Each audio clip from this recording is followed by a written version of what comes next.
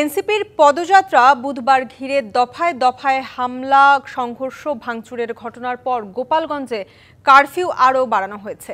প্রশাসনের পক্ষ থেকে জানানো হয়, গোপালগঞ্জে বৃহস্পতিবার সন্ধ্যা ৬টা থেকে শুক্রবার সকাল ১১টা পর্যন্ত এবং দুপুর ২টা থেকে পরবর্তী নির্দেশ না দেওয়া পর্যন্ত কারফিউ জারি থাকবে। মাঝের ৩ ঘন্টা শিথিল থাকবে কারফিউ। এর আগে গোপালগঞ্জে এনসিপির পদযাত্রা ঘিরে বুধবার দিনভর দফায় দফায় হামলা, সংঘর্ষের ঘটনা ঘটে। হামলাকারীদের সঙ্গে আইন শৃঙ্খলা রক্ষাকারী বাহিনীর সংঘর্ষে ৪ জন নিহত হয়, আর অন্তত ৯ জন গুলিবিদ্ধ সহ অর্ধ শতাধিক ব্যক্তি আহত হন। এমন পরিস্থিতিতে গতকাল বুধবার রাত ৮টা থেকে গোপালগঞ্জে কারফিউ জারি করা হয়। সংঘর্ষে হতাহতের ঘটনার পর পরিস্থিতি কিছুটা থমথমে। লোকজনের মধ্যে চাপা আতঙ্ক বিরাজ করছে।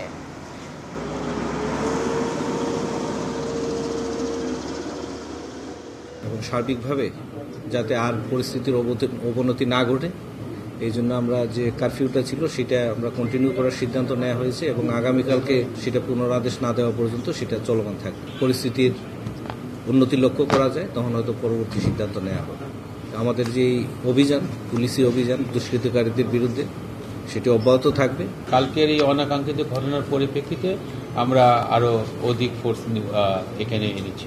না, এখানে পুলিশ প্রশাসন ব্যর্থ হয়েছে এটা আমি বলবো না, তবে কারোর যদি কোনো গাফলতি থাকে সেটা আমরা তদন্ত করে দেখব।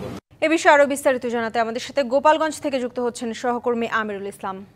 আমিরুল, এনসিপির কর্মসূচিকে কেন্দ্র করে হামলা ও সংঘর্ষের ঘটনায় এখনও তো থমথমে গোপালগঞ্জ। বৃহস্পতিবার সন্ধ্যা ৬টা থেকে শুক্রবার সকাল ১১টা এবং দুপুর ২টা থেকে পরবর্তী নির্দেশ না দেওয়া পর্যন্ত যে আবারও কারফিউ জারি থাকবে জানানো হলো। এই ঘটনার পর সেখানকার প্রতিক্রিয়া কেমন দেখছেন, বিস্তারিত জানাবেন। এই ঘটনার পর যে এখানটায় যে ঘোষণা হয়েছে, এখন স্থানীয়দের মাঝে যে একটা আতঙ্ক ছিল বা যে একটা আকাঙ্ক্ষা ছিল যে কারফিউকে শিথিল করা হবে নাকি কারফিউ বলবৎ থাকবে, সেই সিদ্ধান্ত তারা পেয়েছে। এবং কালার এক্সপার্ট, জর্জ স্যাপ এবং মাইল্ড অন হ্যান্ডস টেকনোলজি সমৃদ্ধ অরিক্স ক্রিস্টাল ওয়াশ আপনার কত সময়টায় কারফিউ শিথিল রাখা হচ্ছে সেটাও কিন্তু প্রশাসনের পক্ষ থেকে নির্দেশনা দেওয়া হচ্ছে।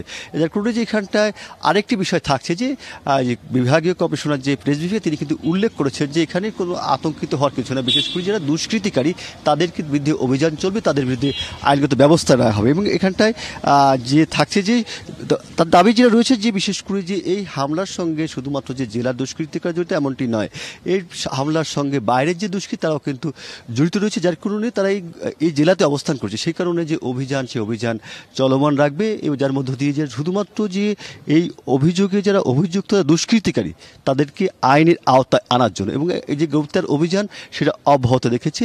এবং আইনগত যে প্রক্রিয়া সেই প্রক্রিয়া কিন্তু চলছে, বিশেষ করে মামলার ক্ষেত্রে।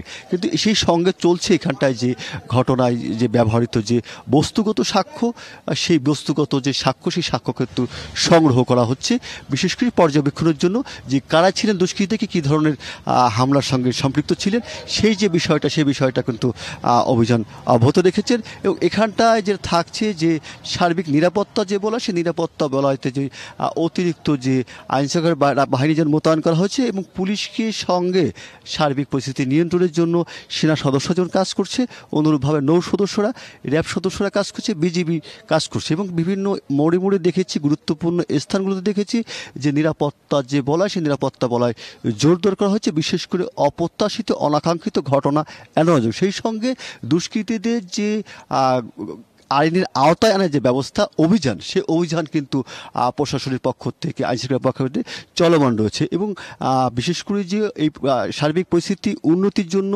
অপ্রত্যাশিত ঘটনা এড়ানোর জন্য যে সেনাবাহিনীর টহল যেমন জোরদার ছিল, অনুরূপভাবে জোরদার রয়েছেন যে বিজিবি সদস্যরা টহল দিচ্ছেন, টহলে রয়েছে নৌবাহিনীর সদস্যরা, যার কারণে যে আইন শৃঙ্খলার দায়িত্বে যারা রয়েছেন পুলিশ প্রশাসন সঙ্গে সঙ্গে যে সকল অন্যান্য সেনাবাহিনী, নৌবাহিনী এবং বিজিবি র্যাব সদস্যরা সব মিলিয়ে যে অভিযান পরিচালনা করছে, সবারই একটি উদ্দেশ্য, সেটা হচ্ছে গিয়ে দুষ্কৃতিকারীদের আইনের আওতায় আনা এবং পরিস্থিতি আইন শৃঙ্খলার উন্নতি করা। এটা ছিল সর্বশেষ অবস্থা। আমিরুল, ধন্যবাদ।